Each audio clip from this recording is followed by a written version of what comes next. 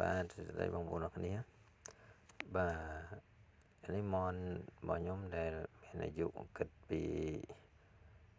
មុនមកដល់ថ្ងៃនេះវា49ថ្ងៃហើយអញ្ចឹងគិតថាវាជោគជ័យបាន50% ចុះហើយមនរបស់ខ្ញុំនេះគឺចំតាមបែបលក្ខណៈធម្មជាតិសុទ្ធសាធតែម្ដង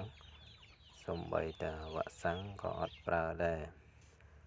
អញ្ចឹងលក្ខណៈមន់ស្រែគឺយើងចំលក្ខណៈស្រែសុទ្ធសាធតែម្ដងបងប្អូនហើយ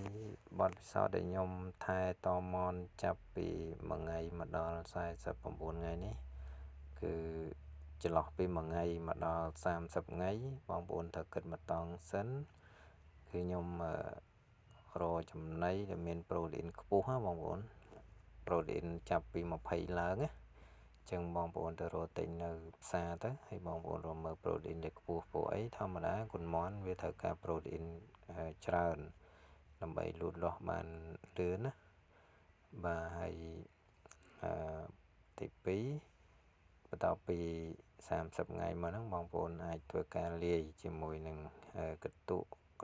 ពោតឬក៏មានចក់អាសូឡាបងប្អូនអាចធ្វើការលាយដាក់អោយស៊ីបានហើយណាអានឹងចាប់ពី1ខែឡើងព្រោះអីបើក្រោម1ខែមន់វាកាពះអវានៅខ្ចីអញ្ចឹងពិបាក